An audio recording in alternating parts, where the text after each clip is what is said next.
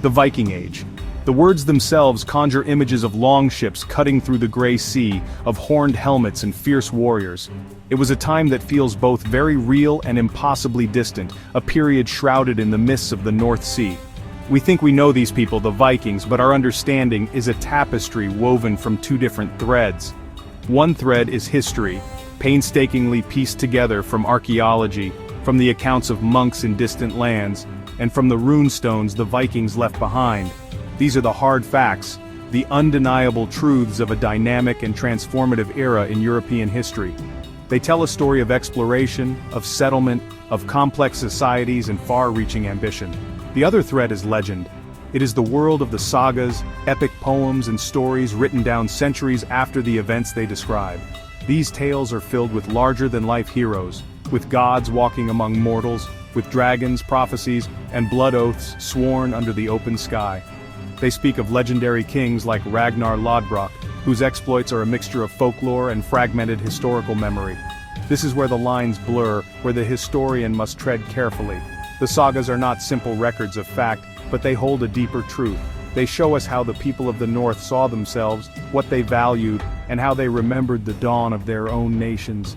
To understand the rise of the Scandinavian kingdoms, we must embrace both of these threads. We cannot simply discard the sagas as fiction, nor can we accept them as literal truth. They are two sides of the same ancient coin. The historical record gives us the bones of the story, the dates, the battles, the names of powerful chieftains who sought to expand their influence. But it is the sagas that give this skeleton its flesh and blood. They give us the motivations, the passions, and the very spirit of the age. They tell us not just what happened, but what it felt like to be there, to witness the birth of nations from a world of feuding clans and petty chieftains. And so our journey into this past is a journey into a landscape where history and myth are intertwined. We will walk with figures who are both historical realities and legendary archetypes. We will see how real events were remembered and retold, growing grander with each telling, until they became the founding myths of Norway, Denmark, and Sweden. This is the story of how scattered tribes and competing warlords were forged, through ambition, violence, and vision, into the great kingdoms of the North. It is a story that begins not in a king's hall, but on the open water, aboard the ships that made the Viking Age possible. Before there were great kings, there were chieftains. These were the local strongmen, leaders of a family or a clan, whose power was measured by the loyalty of their followers and the silver in their hoard. For centuries, Scandinavian society was a patchwork of these small territories, each centered on a chieftain's longhouse. Their world was one of farming, fishing, and feuding with their neighbors. But something changed around the end of the 8th century. A new path to power and wealth opened up, one that led across the sea. The Viking Age had begun, and its engine was the longship, a masterpiece of naval engineering that gave the Norsemen unparalleled mobility. The first and most famous activity was raiding. The Vikings descended upon the coasts of Britain, Ireland, and Francia, targeting monasteries and coastal towns that were both wealthy and poorly defended. These were shocking, brutal attacks that spread terror across Europe. But for the chieftains who led them, they were incredibly profitable. They returned to their fjords and villages not just with gold, silver, and precious relics, but with slaves and, crucially, with prestige. A successful raid leader attracted more warriors to his banner, creating a cycle of increasing power. The wealth plundered from abroad allowed chieftains to reward their followers generously, securing their loyalty and enabling even more ambitious expeditions. But raiding was only one part of the story. The Vikings were also shrewd traders and explorers. Their ships, capable of navigating both the open ocean and shallow rivers, connected a vast network that stretched from Newfoundland in the west to the Caspian Sea in the east. They traded furs, amber, and walrus ivory from the north for silver, silk, and spices from the Byzantine Empire and the Islamic caliphates. Cities like Birka in Sweden and Hedeby in Denmark became bustling hubs of international commerce. This trade brought a different kind of wealth into Scandinavia, a steady flow of silver dirhams from the east and fine goods from the west, enriching a new class of merchants and the chieftains who controlled these vital trade routes. This influx of foreign wealth, whether from raiding or from trade, fundamentally changed the balance of power back home. A chieftain was no longer limited by the productivity of his local lands. He could now accumulate vast fortunes from overseas ventures. This new wealth allowed the most successful and ambitious leaders to outshine their rivals. They could afford to maintain a permanent retinue of elite warriors, the famous housecarls, who were loyal to them personally rather than to a clan. They could build bigger longhouses, host more lavish feasts, and give more impressive gifts. In essence, the dragon ships brought home the resources needed to build kingdoms. The immense wealth flowing into Scandinavia from raids and trade acted as a catalyst. It created a level of competition between chieftains that was fiercer than ever before. In this high-stakes environment, being a local strongman was no longer enough. The most ambitious leaders began to think on a grander scale. They didn't just want to be the most powerful chieftain in their fjord or valley. They wanted to be the only chieftain. They began a long and often brutal process of consolidation, using their newfound riches to fund campaigns of conquest against their neighbors. The goal was to force other, lesser chieftains to submit, to pay taxes, and acknowledge a single, overarching authority. This was the birth of the concept of kingship in Scandinavia. It was a radical idea in a society built on local loyalties and a deep-seated distrust of centralized power. A king, or konungur, was not just a more successful chieftain. He was claiming a new kind of authority, the right to rule over a whole land and all its people. To achieve this, these aspiring kings used a combination of brute force and shrewd politics. They would defeat a rival in battle, but then often offer them a place in the new order, perhaps as a trusted jarl or governor, in exchange for their loyalty. This process was slow and piecemeal, a relentless campaign of coercion, negotiation, and strategic alliance. The sagas are filled with stories of these first kings, portraying them as men of extraordinary will and destiny. They are often depicted as being descended from the gods, particularly Odin, the god of kings, wisdom, and war. This divine ancestry was a powerful piece of propaganda. It suggested that their ambition was not mere greed, but a fate ordained by a higher power. It legitimized their attempts to overturn the old order and establish a new one with themselves at the pinnacle. These leaders needed more than just military might. They needed an ideology, a story that explained why one man should rule over all others. The claim of divine descent provided just that. As these proto-kings expanded their power, they began to establish the first institutions of a state. They needed to collect taxes, often in the form of food, goods, or silver, to support their growing retinues and fund their projects. They began to impose a single law over their new territories, overriding the patchwork of local customs. They built strongholds and naval bases to control key sea lanes and trading posts. This was the slow, difficult work of state building. It was a process that would take generations and would be resisted at every turn by those who cherished their old freedoms. But the momentum was unstoppable, driven by powerful leaders with a vision of a unified kingdom. The story of Norway's unification is dominated by one towering figure, Harald Fairhair. Before him, Norway was not a single country, but a geographical expression, a long coastline of fjords and mountains divided among dozens of petty kings and chieftains. The sagas, particularly Snorri Sturluson's Heimskringla, tell us of Harald's father, Halfdan the Black. Halfdan was a powerful king in the region of Vestfold, in the south of Norway. He is said to have spent his life consolidating his own small kingdom through conquest and marriage, laying the groundwork for his son's even greater ambitions. The legends say Halfdan drowned when his sleigh fell through the ice, a tragic end for a man who had started the process of unification. The mantle then fell to his son, Harald. The most famous story about him concerns his legendary vow. As a young man, Harald sent messengers to propose marriage to Gyda, the daughter of a neighboring king. But Gyda was proud and ambitious. She sent back a message saying she would never marry a mere petty king. She would only marry the man who was king of all Norway. According to the saga, Harald was not insulted but inspired by her response. He made a solemn oath that he would not cut or comb his hair until he had achieved that very goal, until he was the sole ruler of the entire country. This earned him the nickname Harald Tanglehair. Harald then embarked on a relentless, decade-long military campaign. He moved north from his base in Vestfold, conquering kingdom after kingdom, fjord by fjord. He used his wealth to build a powerful fleet and maintain a loyal army. Many chieftains submitted to him, but many others resisted fiercely, unwilling to give up their independence. The sagas tell of numerous battles, painting a picture of a brutal civil war that raged along the length of Norway's coast. The resistance was strongest in the west, where the chieftains had grown rich and powerful from the Viking voyages to Britain and the Atlantic islands. They were not prepared to bow to a king from the east. The final, decisive confrontation came around the year 872 at the Battle of Hafrsfjord near modern-day Stavanger.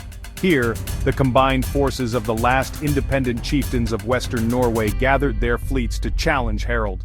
The battle was a massive and bloody affair, fought from ship to ship in the narrow confines of the fjord. In the end, Harald's forces were victorious. The battle broke the back of the resistance and established Harald as the first king of a more or less united Norway. True to his word, he finally had his hair cut and combed, earning him his famous epithet, Harald Fairhair. Many of the defeated chieftains who refused to accept his rule fled overseas, becoming the first settlers of Iceland and thus starting another chapter in the story of the Norse people. While Harald Fairhair was forging Norway, a similar process was underway to the south in Denmark. The Danish lands, which included the Jutland Peninsula and, the many islands of the Baltic, actually had a longer history of powerful kings, though their stories are often lost in the realm of legend. Figures like Ragnar Lodbrok are, famed in the sagas for their raids on England and France, but honestly their historical reality is pretty uncertain. The true, verifiable story of a unified Danish kingdom really begins in the 10th century with a king known as Gorm the Old. Gorm ruled from Jelling, right in the heart of Jutland, and he is the first Danish king to be confirmed by contemporary sources outside of the sagas. Gorm is a formidable, if somewhat shadowy figure. He is remembered as a staunch pagan, a defender of the old ways who resisted the encroaching influence of Christianity from the German lands to the south. The historical record suggests he successfully consolidated his power over Jutland, laying the crucial foundation for the kingdom. When his wife Thera died, Gorm raised a great rune stone in her memory at Jelling. This stone, known as the smaller Jelling stone, is a vital piece of history. On it, Gorm calls Thyra Denmark's adornment or Denmark's salvation, which, interestingly, is one of the earliest known mentions of the name Denmark within the country itself. Gorm established the dynasty that would rule Denmark for centuries. Gorm's son, Harald, would complete the work his father had started, and become one of the most significant kings of the Viking Age. We know him today as Harald Bluetooth, the namesake for our modern wireless technology. Harald was a great builder and unifier. He inherited his father's kingdom in Jutland and expanded it, conquering the Danish islands and even asserting control over parts of Norway and the southern coast of the Baltic. He was a master of infrastructure, building a network of massive circular fortresses known as Trelleborgs across his kingdom. These forts were engineering marvels that demonstrated his power and allowed him to control his realm effectively. Harald Bluetooth is most famous for two things: uniting Denmark and converting it to Christianity. After his own conversion, which legend attributes to a miracle performed by a cleric named Papo, Harald made Christianity the official religion of his kingdom. He commemorated his achievements by erecting a second, much larger rune stone at Jelling, right next to his father's. The stone's inscription is a proud declaration. King Haraldr ordered this monument made in memory of Gormr, his father, and in memory of Thurv, his mother, that Haraldr who won for himself all of Denmark and Norway and made the Danes Christian. This stone is Denmark's birth certificate, a bold announcement of a new unified and Christian kingdom. The story of Sweden's formation is perhaps the most obscure of the three Scandinavian kingdoms. The country was geographically divided into two main regions, inhabited by two closely related but distinct peoples. To the north, around Lake Mälaren and the great religious center of Uppsala, lived the Swedes, or Svear. To the south, in the lands of Gotaland, lived the Geats, or Gotar, the people made famous in the Old English epic poem, Beowulf. For much of the early Viking Age, these two groups were rivals, ruled by their own kings and chieftains. The unification of Sweden was essentially the story of how the kings of the Swedes came to dominate their southern neighbors, the Geats. The process was long and is poorly documented, relying heavily on sagas and fragmented accounts. The early kings of the Swedes at Uppsala were powerful figures, their authority seemingly tied to their role as high priests of the great pagan temple there. They gradually extended their influence through a combination of warfare, strategic marriages, and control of the lucrative trade routes that flowed through centers like Birka. By the late 10th century, a single Swedish king was powerful enough to challenge the Danes for supremacy in the Baltic. This king was Erik the Victorious, the first Swedish ruler about whom we have reasonably reliable historical information. Erik the Victorious, as his name suggests, was a successful warrior king. Around the year 985, he fought and won a pivotal battle at Fyrisvellir near Uppsala, against a force that included his own nephew, Styrbjorn the Strong, who had allied with the Danes. This victory secured Erik's rule over the Swedes and established him as the dominant power in the region. He's said to have ruled over both Swedes and Geats, effectively creating the core of the future Kingdom of Sweden. His reign marked a turning point, moving Sweden from a collection of feuding territories toward a more centralized state, capable of projecting its power beyond its own borders. Erik's son, Olaf Skotkonung, continued his father's work and holds the distinction of being the first Christian king of Sweden. His reign, around 995 to 1022, saw the final union of the Swedes and Geats under a single crown. Olaf was the first king to rule over both peoples without serious challenge, and he was the first to mint coins in Sweden, a clear sign of a centralizing royal authority. While his conversion to Christianity was not immediately accepted by all his subjects, particularly the powerful pagan nobles around Uppsala, it was a crucial step in aligning Sweden with the rest of Christian Europe. Under Olaf, the Kingdom of Sweden took on the recognizable shape that it would carry into the Middle Ages. The transition from the Old Norse religion to Christianity was one of the most profound changes of the Viking Age. For centuries, the people of Scandinavia had worshipped a pantheon of gods like Odin, the Allfather, Thor, the thunder god and protector of humanity, and Frey, the god of fertility. This was a faith deeply woven into the fabric of their lives, connected to the seasons, the land, and the fortunes of war. The gods were not distant figures. They were part of the family, part of the clan. The chieftains and kings often claimed divine descent, and their role as religious leaders was a key part of their authority. This was the world of the hammer, the symbol of Thor. The arrival of the cross was a slow and often contentious process. It began with Christian missionaries, brave monks primarily from Germany and England, who traveled to the north to preach their faith. At first they had little success. The Vikings they encountered on their raids had seen the wealth of Christian monasteries and associated the new religion with weakness. However, as Vikings began to trade and settle in Christian lands like England and Normandy, they were exposed to the new faith more peacefully. Some Vikings accepted baptism as a political or commercial convenience, allowing them to trade more easily with Christian merchants, or serve in the armies of Christian rulers. The real turning point came when the new kings of Scandinavia themselves embraced Christianity. This was often a pragmatic political decision as much as a spiritual one. By converting, a king could forge powerful alliances with the Christian rulers of Europe, like the Holy Roman Emperor. The Church also offered a new model of kingship. Instead of being descended from Odin, a king could be God's chosen representative on earth. This ideology, supported by a literate clergy who could help with administration, was a powerful tool for centralizing power and legitimizing a monarch's rule over a unified kingdom.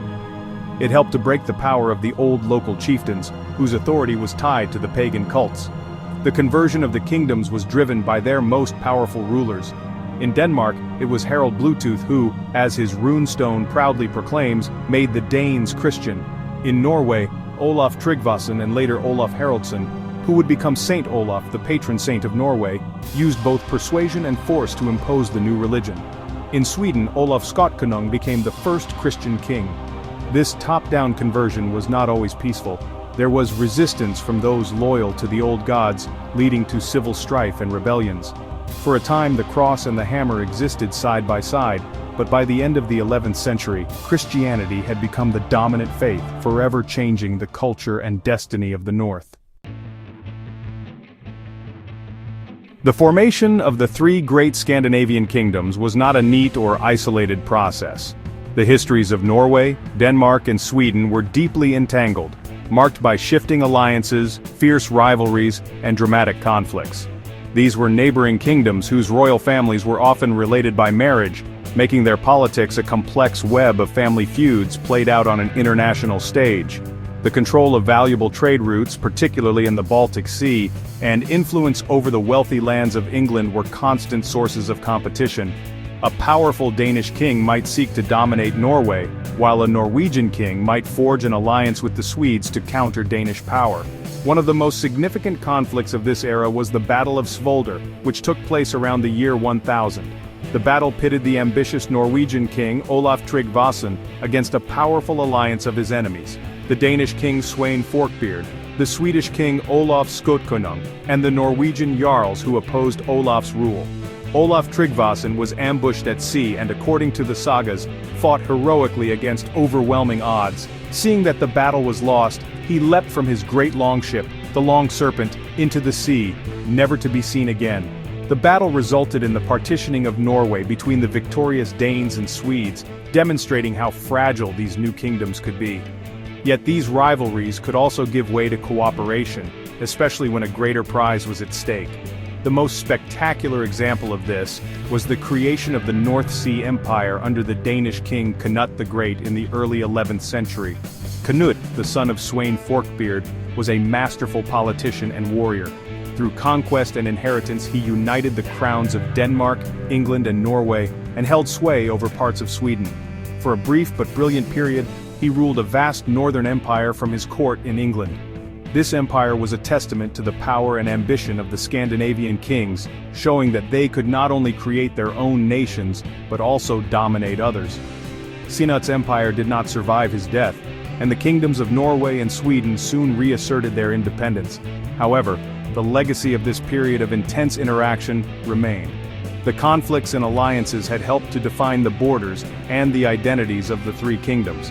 They had tested the strength of their royal houses and forged a shared history of both kinship and rivalry.